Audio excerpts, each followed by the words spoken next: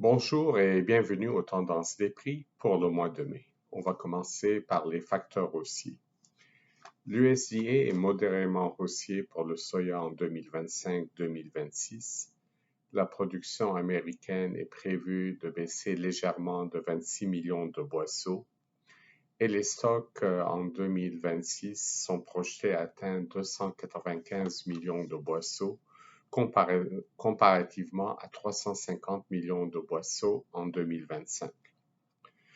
Le prix au producteur est prévu augmenter de 30 cents du boisseau par rapport à l'année courante pour s'établir à 10,25 $.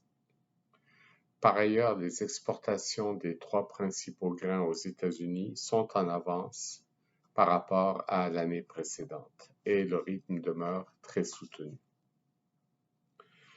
Un autre facteur haussier est que la bourse de Chicago est soutenue par la faiblesse du dollar américain. Il faut se rappeler que la grande majorité du commerce mondial des grains prend place avec le dollar américain. Maintenant, les facteurs baissiers. L'USDA est modérément baissier pour le maïs en 2025-2026. La production américaine est prévue bondir de 6,4% pour atteindre un niveau record de 15,8 milliards de boisseaux.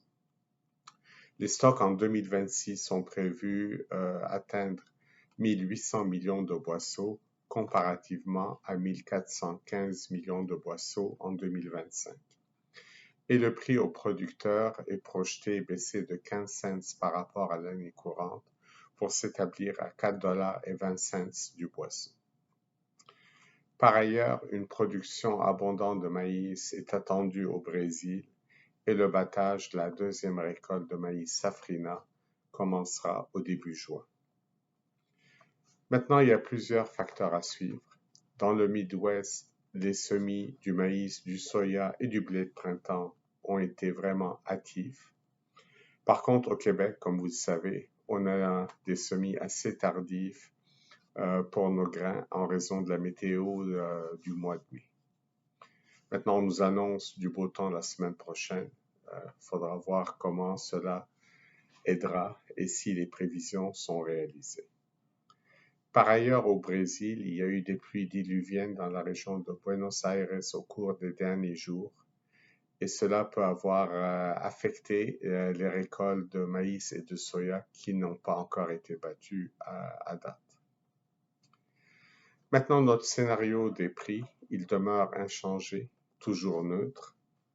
Les bases locales courantes du maïs en dollars américains sont présentement élevées. Cela reflète une bonne demande à l'exportation. Et on peut dire que la direction de la bourse de Chicago au cours des prochaines semaines sera principalement dictée par la météo du Midwest. Voici qui conclut nos tendances pour le mois de mai. Au plaisir de vous retrouver en juin.